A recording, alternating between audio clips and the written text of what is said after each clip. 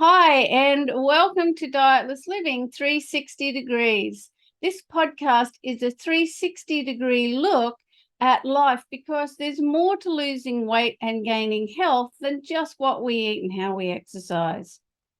I'm your host, Katie Gordon. I'm the founder of Dietless Living and personal health leadership programs, and I've been researching health, fitness, and why we get stuck in yo-yo weight loss, weight gain cycles for over 35 years. As a dietless living expert and weight loss coach, I help my clients to overcome their weight loss obstacles in 6 simple steps because it's actually the obstacles and challenges that we face in life that ultimately have the biggest impact on our weight and health. And today we're talking to Tammy Rolfe about anxiety because Tammy suffered with generalized anxiety disorder and social phobia from the age of 14. She struggled through life trying her best to manage her emotions until at the age of 37 when she found the breakthrough that she needed. So welcome to the show, Tammy. It's really great having you with us here today. Now, Tammy, you have a great story to tell about the obstacles of living with anxiety and how you finally found a way to break through that, which is a perfect fit for this podcast. But before we launch into all of that, let's just look at life before the breakthrough. So, Tammy, the first question I really like to ask all my guests is, what's the greatest obstacle that you've had to overcome in your life, and how did it actually impact on you physically, emotionally, and or mentally? And how did you overcome it all? Like, how did you pick yourself up, get yourself back on track? And, maybe share with us some of the lessons and insights or wisdom that you learned along the way and how it's impacted the person you've become today. And yours is actually that you did experience anxiety for 23 years, isn't it? Yeah, so my biggest hurdle is overcoming anxiety, and I had social phobia, which led on to generalized anxiety disorder. Which is funny for me to say out loud because a lot of people think that my biggest hurdle would be being a single mum because that's quite a hard thing to do. But you know what? Compared to struggling with anxiety for so many years, it doesn't compare. Living with this day in, day out, having to get up, having to function with all this negative emotion was just draining, absolutely exhausting. And anyone who's experienced anxiety will know just how crippling it can be. So yeah, my biggest hurdle in life was overcoming anxiety for sure. And that would have really compounded the fact that you were a single parent, isn't it? Right? Like, because the anxiety would have just been like pounding in on top of anything that may have been just maybe a different experience for you. So you'd think that, but I don't know. I think because I was a single mum, it forced me to have to go out. I mean, if I didn't take my kids to school, they didn't go to school. So I kind of had to function. So in one way, it helped that.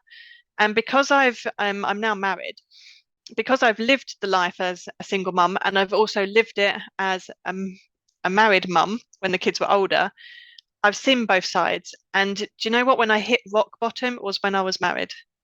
And because because on paper it's like you've got it all, you know, Yeah. you've got no reason to be anxious, you've got no reason to worry or to be depressed because I had a good job, I had my own business, I had a husband who supported me.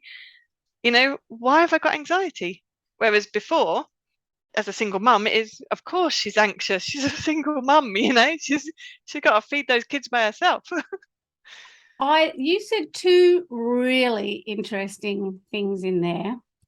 One was that actually how being a single mom helped you with the anxiety because you had responsibilities that you had to do. So it did make you get up, get out of the house and go and do things. And two was how the reversal of that, which is when everyone goes, hey, your life's perfect. And, don't you feel safe where you are now? You've got the husband, you're looked after. Because for most of us, I'm not sure what era you grew up in, but mine was if you have a husband and a partner, you're safe, you're good to go.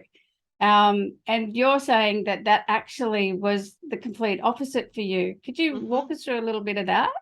It's because I had no reason, no outward reason to be unhappy or to feel anxious. So, and also I kind of used my husband as my safe person, my crutch. So then I got used to having him around with me. So if I went out socially, I needed him there because then I felt okay. So then when he wasn't there, it was even worse. So when I was single, you don't have that crutch. You've got your kids there, but they're not your crutch. You've got to look after them. Yep. So it kind of, it gave me this false sense of security, if you like. I was relying on him, and then if we didn't go out together or if I had to go somewhere alone, it made it feel 10 times worse. So the anxiety was even worse. And then I was having real bad panic attacks. Because he became your comfort zone. Is that really what you're Yeah, yeah. saying, isn't it? Yeah. I So, knew that if he was there, then if I had any panic, he would calm me down. yeah. And I hear that a lot with clients that come into my treatment room. Their mum is their comfort person or their husband is their safety person. So I then have to teach them to be their own safety person because we can't rely on other people, can we, to make ourselves happy or safe or comfortable. No, because that just builds a little jail for ourselves. And I can relate to it because I had a similar but different situation for myself when I was with my partner for 20 years. It's sort of a same thing where it was knowing that I had that person to come home to, somebody else in my life to share the load that helped reduce my anxiety, but it did keep me very much stuck in my box. And then Mhm. after I moved on from there and decided that I would do house sitting and, live out of a suitcase for 5 years, sort of doing some different things and not having a home, how that spiked the anxiety endlessly. It took a long time for Mm. my brain to get used to things. So was it Well, people, can I just say, while you said that, people they need certainty when they've got anxiety. And a lot of people, they use food as that. So yeah, I'm sure you come across that a lot. The people are eating to feel comfort, to feel safe, to feel certain within themselves. So, Yes. you know, And to actually soothe those beasts inside, because that's really what I used to do. I didn't actually realize that I had anxiety. I just thought I had nausea all the time. And hmm what it was, oh, if I eat, that goes away. yeah. And so that was really the eye opener for me, was how my weight and all of that actually related back to the fact that I was eating to soothe anxiety, but I didn't actually know that I even had anxiety. So Mm. it's a really good point that you make. And can you tell me, when you had your breakthrough at 37, that was while you were with your husband or before? Yeah, when we was together. Yeah. And Because that's when I hit my rock bottom and then it kind of forced me to sort myself out. so talk us through that. What happened there? What, the hitting rock bottom bit? Yeah, like how did you know you kind of got to your bottom, and then what was your way of getting yourself back up and out? Because that's the thing that helps people understand for themselves, right? Because there's probably listeners Mhm. that have hit rock bottom or they're somewhere near there and they're looking for some clues of how to get out of where they are. Yeah. Okay, so when I was about 37, I was struggling with anxiety and depression. But looking at it now, I was depressed because I was struggling with my anxiety, and every day was a struggle. Like every day was hard work, and that can get you down. So that was causing my depression. Like I say, I had no other reason to be down. I believe in the law of attraction. I'd manifested this beautiful home, I'd manifested a nice husband. There was no reason to be down. But what I know now is it was the anxiety. It was day in, day out of struggling to be okay every day. So it just got on top of me, along with the fact that it didn't make sense anymore. So I realized I was rock bottom when one night I was walking around my area, having had vodka and a few tablets, trying to decide if to continue living, basically. And which sounds awful and sounds selfish because I've got two beautiful children who were, can't do my maths, but roughly like 14 and 16, 17, something like that. And at the time, I felt like they didn't need me because, they were old enough to look after themselves. And at the time, I felt like there wasn't anything to live for anymore, you know? So then that was it. I was a mess. Massive panic attack, massive, I don't know. It's hard to even remember it, but I was walking around the streets trying to decide what to do. Luckily, I was on the phone to my husband and he talked me round, came home. And then literally a few days later, I came across something. Oh no, my chiropractor told me to look up the Six Human Needs, which is a Tony Robbins thing. Yes. And then, one thing leads to another on the internet, doesn't it, when you start Google searching? Yeah. And it came up with the UPW, the Unleash the Power Within seminar. Yep. And I had massive social phobia at the time. I mean, I couldn't handle more than two people at a time. Three was a crowd. And to cut a very long story short, I ended up going to the seminar. It's a 4-day event. There were, I can't remember, 10,000 people around. Yeah, he does not do small events. No. And literally, my husband Steve dropped me off on this Thursday. I got out of the car and he gave me a kiss and he said, "Oh, I'll see you on Sunday. I'll come pick you up Sunday." And I said, "I don't know if I'm going to be here Sunday." Like, I literally still felt like I might just walk off into the sunset because I just was so overwhelmed with everything. Yeah. I love that you and then, went on your own though, and you didn't go with him. well, he wouldn't have gone Yeah. because he doesn't believe in personal development or anything like that. So he just flatly wouldn't have gone. But also, I just felt it was the right time. Yeah. Sometimes when you just feel like you have to do something, you can't, it's not a logical thing. Yeah. It's the right time. You just have to do it. And I think because I'd hit rock bottom, it just felt like it's this or nothing, So I thought I'll give it a go. And it was incredible, life-changing. Yes. And that was the start of my breakthrough. Yeah, because Tony Robbins events are like that, aren't they? They're long days and Huge. there's so much in there and the energy of everybody and him, of course. Yeah. Yeah, So it was incredible. And so from there to here, do you still have anxiety? Did it go away or did it just give you lesser, like just reduce it and give you more tools to deal with it and more understanding? What's changed? It gave me a lot of tools and it helped me to manage it. I could change my state so I could get out of being anxious. Yeah. It didn't get rid of it, but it was life-changing enough for me to be able to go to events by myself and, feel much more confident.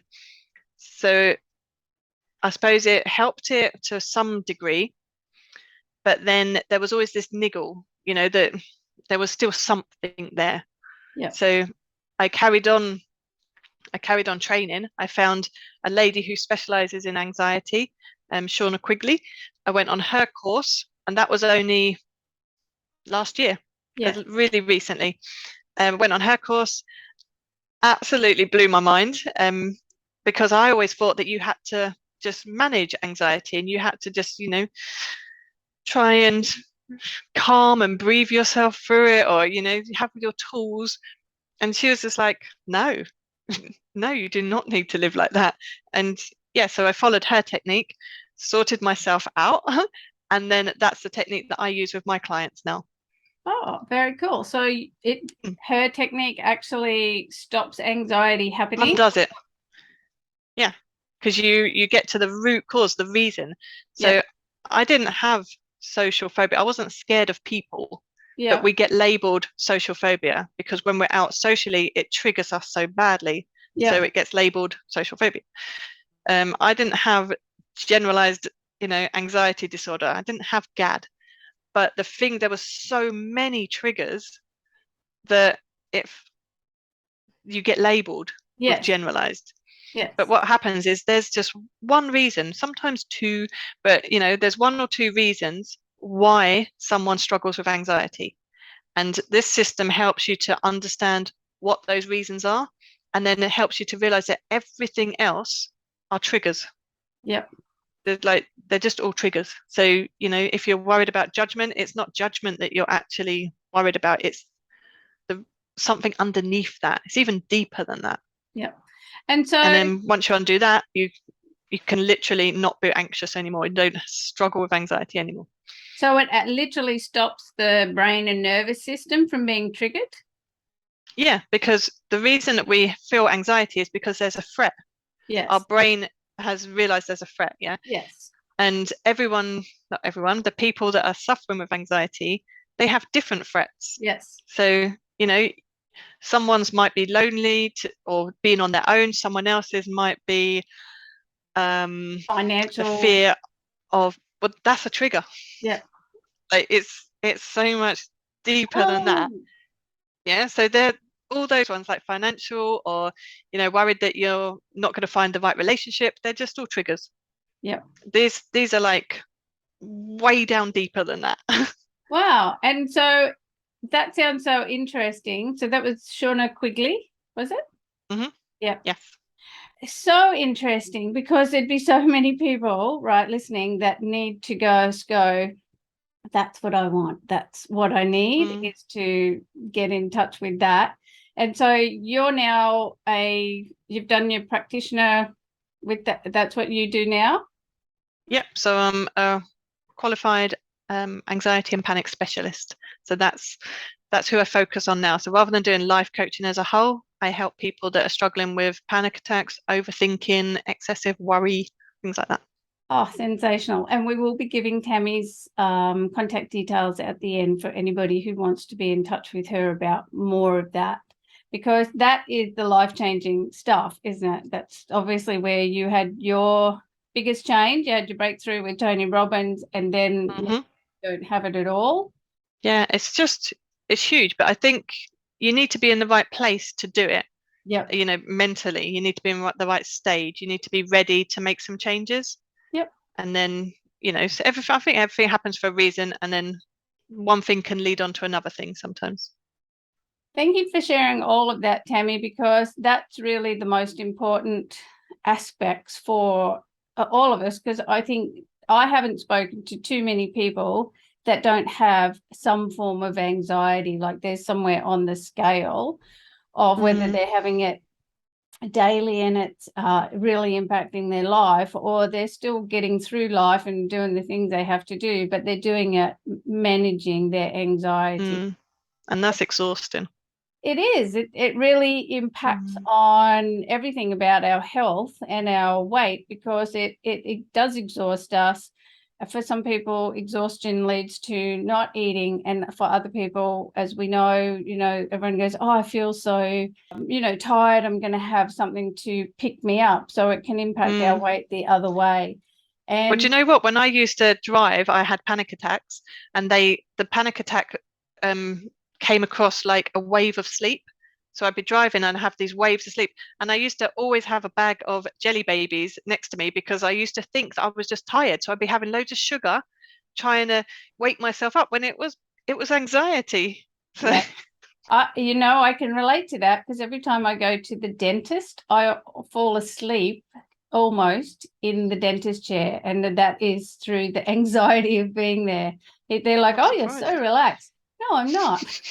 I'm hypervigilant. My brain's going, "Where it's too much, have a sleep." Yeah.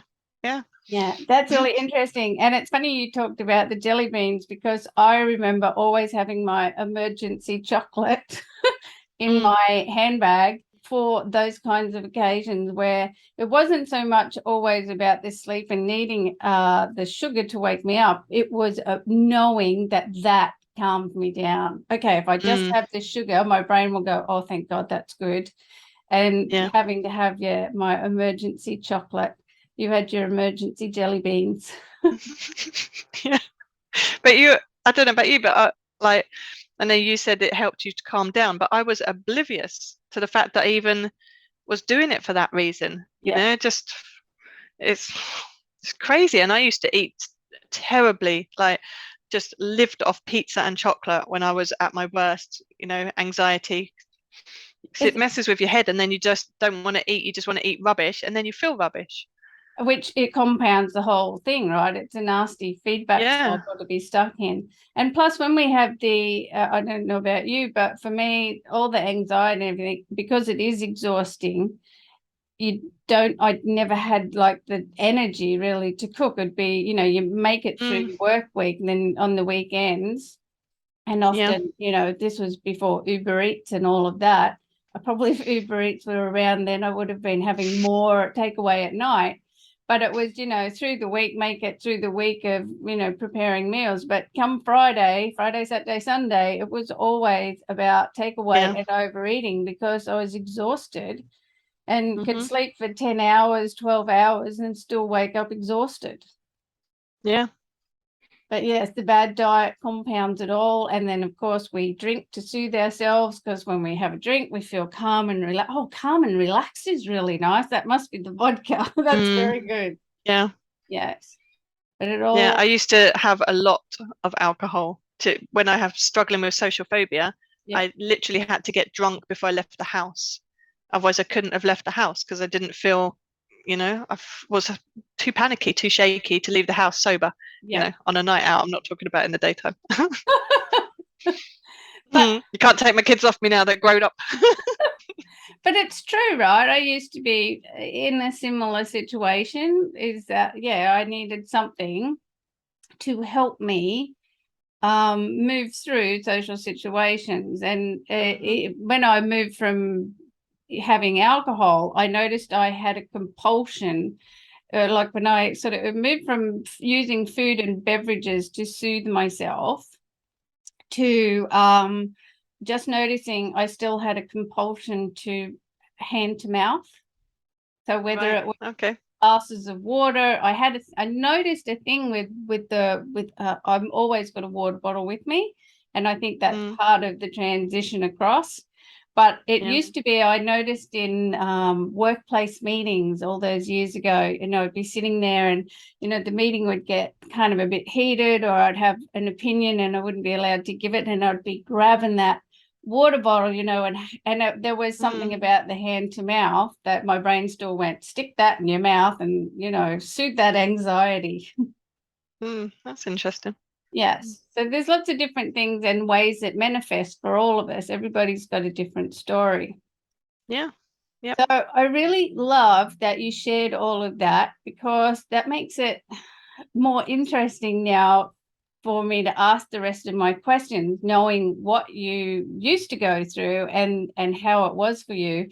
So can you tell me, like, what's the biggest risk that you've ever taken and why? And was it going to Tony Robbins, or was it something else?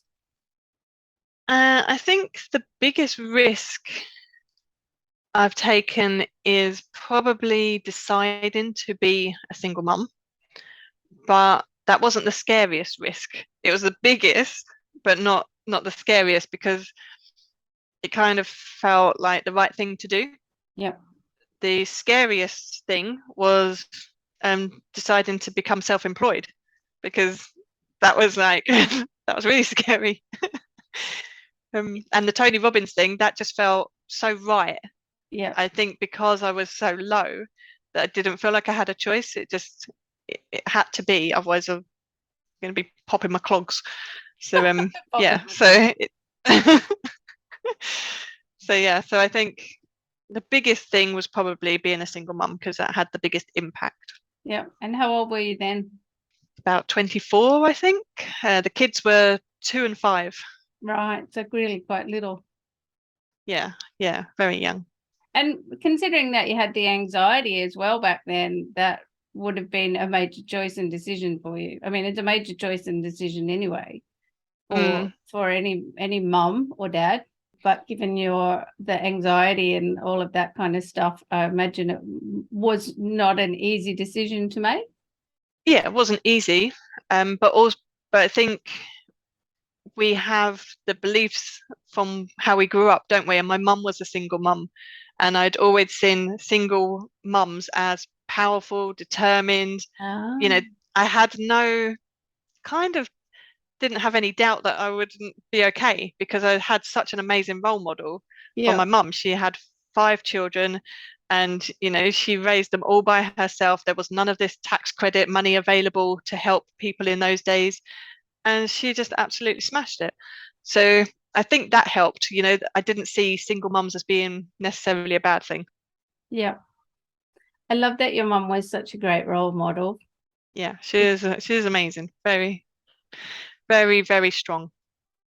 They did come from a different era, didn't they? My mum was the Mm. same. I often say to her, like, wow, how did you raise 5 of us on nothing? Like, she's the world's best budgeter. I did not get the Yeah. budgeting skill from her, unfortunately. But I don't know how she did it. We went with, like, we got everything we needed. Mm. Yeah. Yeah. I think she just went without a huge amounts.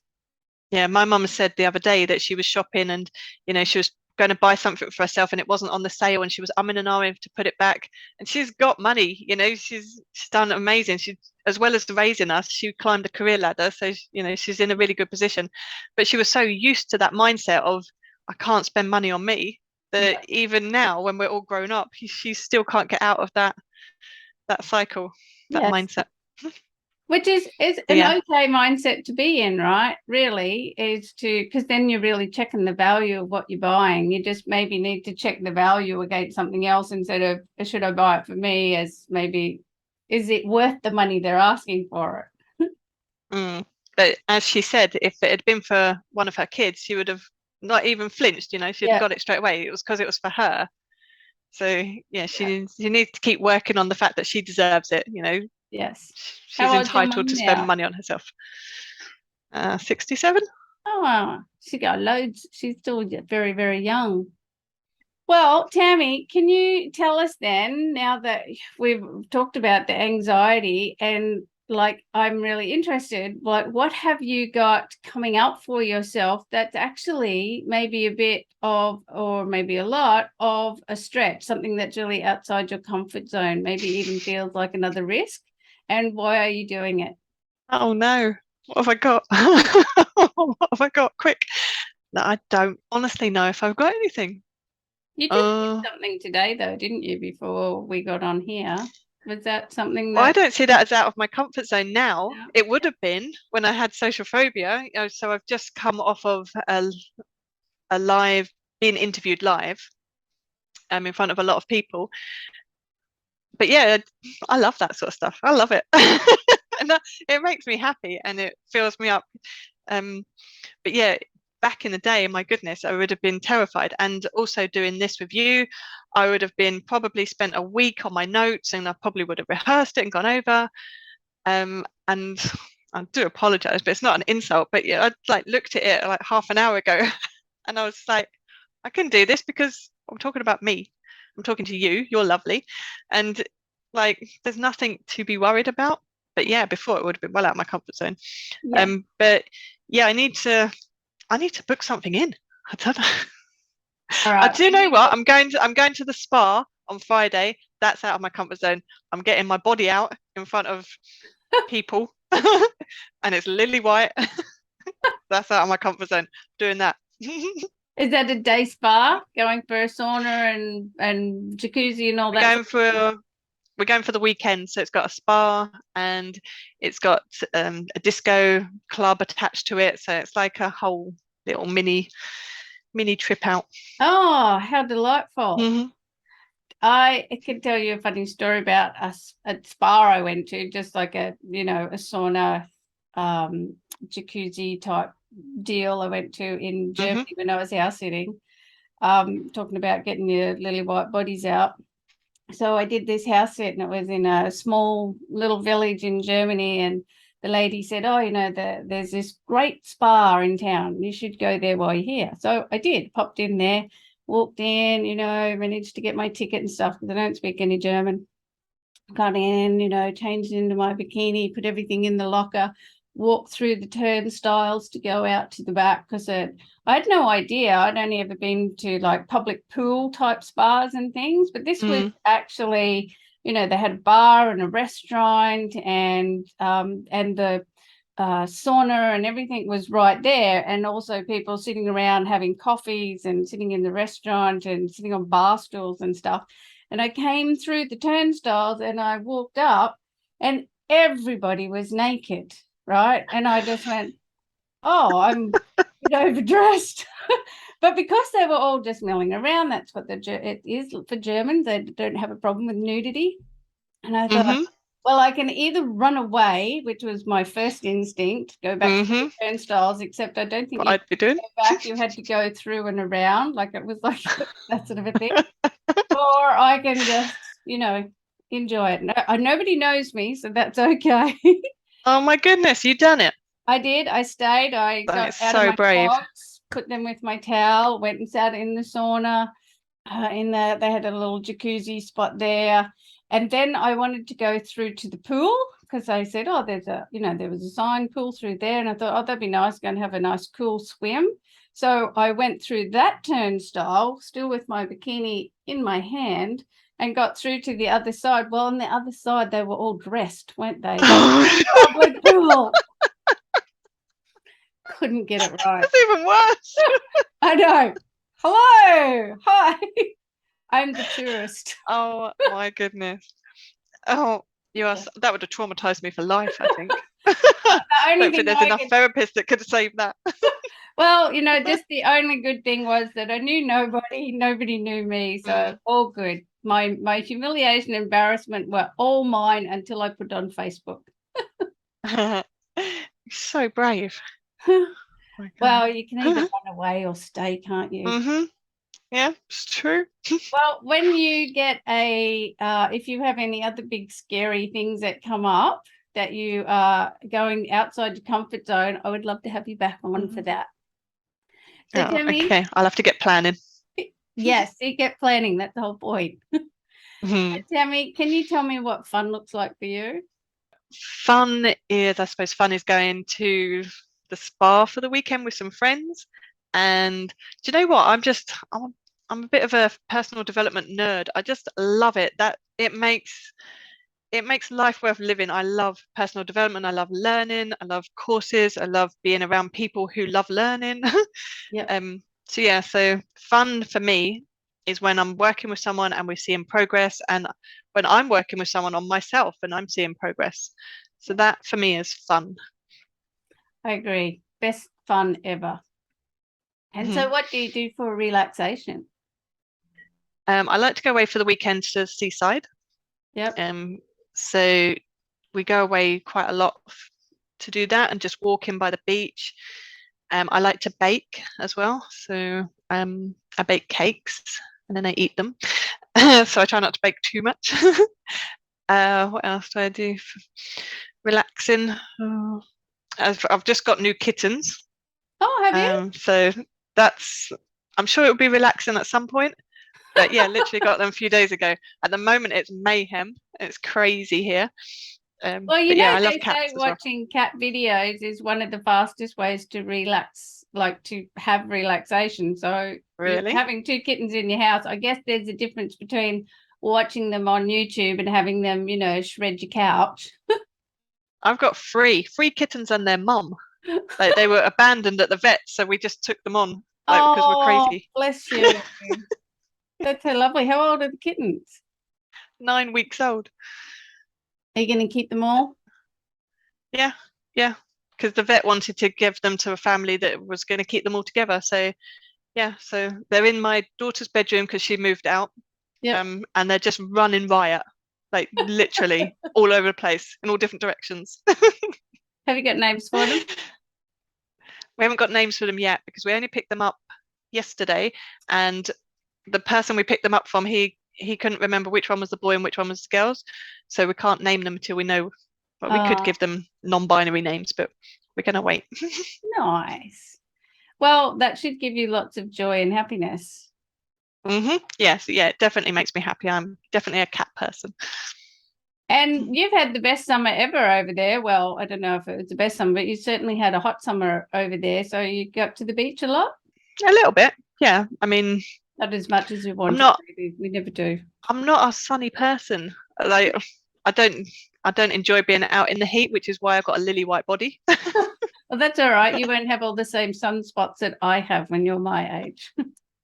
Oh, but yeah. So we've had a nice summer. It's been That's nice. good. Yes, we've had a pretty good winter. We kind of actually swapped for a change. Usually our winter and your summer are quite the same, but this year you actually had a proper summer and we had a pretty good winter for Brisbane. Actually got quite cold, which was nice. So thanks again for coming on today, Tammy. It's been such a pleasure talking to you. And thank you so much for sharing everything about anxiety and how you're now working with people with anxiety. And we will have Tammy's details are probably showing at the bottom of the video right now for anyone who wants to get in touch with her and work with her to get over their anxiety, because it is such a big thing, such a big deal for so many of us, and really does impact so many people's lives. And so if anybody needs help overcoming the challenges in your life that are actually impacting your health or your weight or your happiness, you can also send me an email and let's just get it sorted now so that you can get on with enjoying the life that you've been looking for. So we're going to say goodbye for now. And thanks again, Tammy. Bye, everybody. Bye. Thank you.